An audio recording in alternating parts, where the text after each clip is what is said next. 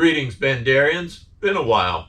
If you look behind me, you see that my 1984 BMW R100 RT is not there, and in its place, hanging from the ceiling, is a 2011 BMW R1200 GSA, and that's because I had a little bit of a mishap with the RT.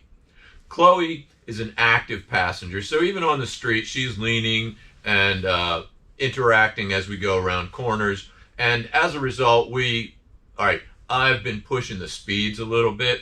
A couple weeks after she and I went to pick this up, and that video is of course also on the page here, picking up Helga's frame.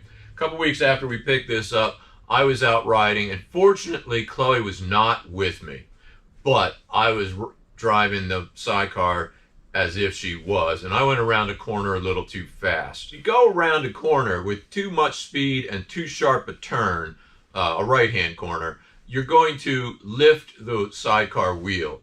And you know, that's fine as long as you keep your cool, don't do anything, and just ride it out. Everything works out just fine.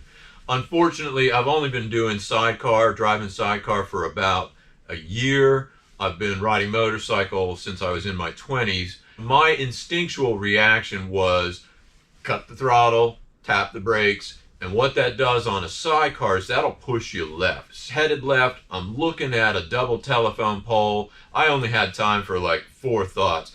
Wow, the wheel is up. Gosh, that's a telephone pole. Maybe I can get in the yard, and boy, this is going to hurt. Those were my 4 thoughts. So I tried to steer to the left of the telephone pole, try to head to some guy's yard. I missed. I clipped the edge of the Sidecar on the telephone pole. That spun me sideways, and the rear end of the RT smashed into a tree. Fortunately, I was far enough forward that instead of flying into the tree, I actually flew through a Drew-sized hole, landed about 25 feet away from the rig. That destroyed my BMW RT. So I made the decision that I wanted to get back on the road and get the street rig done, and I was going to put the race rig on a back burner, and that's why you haven't seen me for a while. You can probably see behind me that the tub for the street rig is all in primer. It's been sanded. It's gone through a lot, actually. We cut the nose of one off and then put it on the body of another because both of the 2 tubs had different kinds of damage. So it's all ready to be painted, but now winter's here and I only have a paint tent. So I've got to wait for at least a 60-degree day in order to paint that. So while I'm waiting for the weather to improve, I decided to get back on the race build. My buddy Craig from RDH Garage came over to lend some muscle power for the heavy stuff and some brain power for the figuring stuff out. Sounds good. This is all Drew's expertise. I don't know that expertise is the right word for it. I did lace up a wheel for this in the brake, and we cut all of the decking for the passenger place. First thing we did was we tried to get the engine centered in the frame. If you're going to have the Keystone Cops move an engine, you really should have it on film.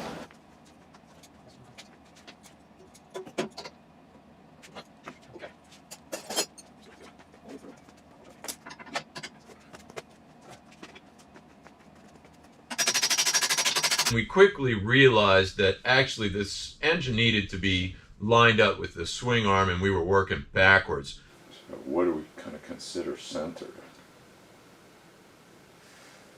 Basing it on the transmission and swing arm. Yeah, I don't know. You do. Maybe that's what we need to do. So as you can see, Paul built a little bit of a removable bar here in the frame so we can get this stuff in and out. We did the swing arm, we put the transmission on. So does it just need a tap? Let's go. Never mind. All right, transmission in. It's a disappointingly small amount of struggle. And then we started figuring out how to line the transmission output with the drive shaft so that we could figure out where the spacers were and where they went. We really aren't much further than the last time you saw us. It took us maybe half an hour to put the swing arm and the transmission in. The rest of that day was spent trying to get these rods to go through to try to get the spacers in. And the first big problem we had was there was a lip on the tubes. How critical is this? How critical is what? Like this sleeve here, could you just ream that out a little bit? And I finally agreed to grind it down.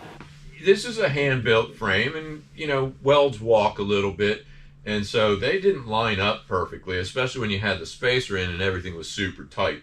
So we got 2 of the spacers in, we took some measurements, I ground and ground and ground, and then I ground and ground and ground, and then I ground some more, and then we finally got all the spacers to fit, but then we were tasked with trying to get the engine in just the perfect alignment that we could get these rods, mounting rods through. And that took some real engineering. We need to have this weird cross-strapping system to get the engine situated just right. When we want to go in that side, we got to have it strapped around that way. When we want to go in this side, we have to strap it around on this side. And I think I got that backwards, didn't I? Which side did we just pound in? We pounded it in this way. We pounded it. All right, so if you want to go this way, you want it strapped on the opposite side. If you want to go that way, you got to have it strapped on that side. That's what it is. Precision engineering here. We got 3 of the 4 in, but we couldn't get the last one. So that was actually the stick row hammer technique. Oh, that's it. Woohoo! 4 out of 4. So the next thing we went to was,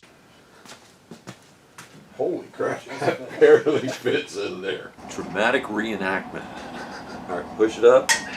Wait, down a little bit. Well, this is almost exactly how it actually went in real life. Amazing. As much as that doesn't look it, that is actually level.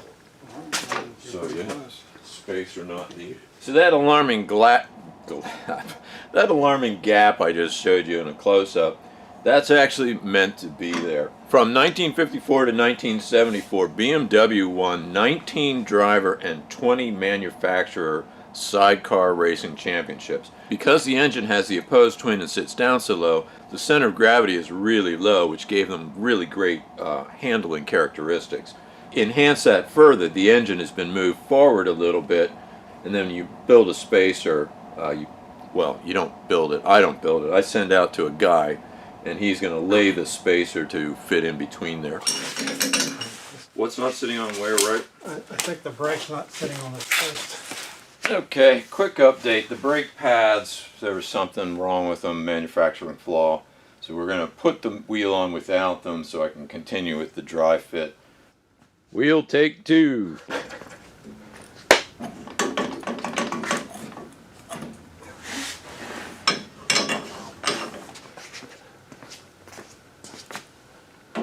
Oh, you're kidding me.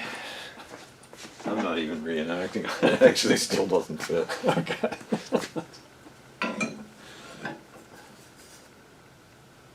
Custom work. Hey. Hey, all right. Oh, she's starting to look like a bike. Give her a run.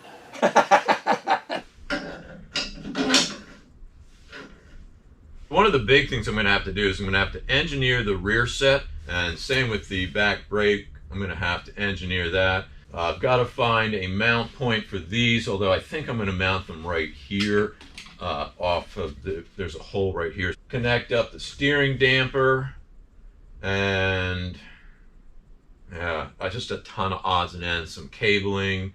I'm going to have to hook up the fuel pump.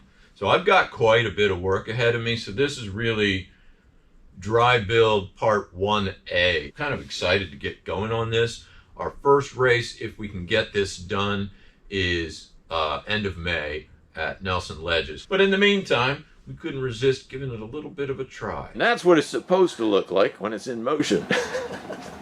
Until the next time, notice that I didn't ask you to hit, smash, poke, or otherwise indicate that you liked this video by doing something to the like button or subscribing, because quite frankly, everybody is doing that now because of the algorithm, and I find it so darn annoying. If you want to, fine. If you don't, frog the algorithm. Until next time, thank you, Bendarians.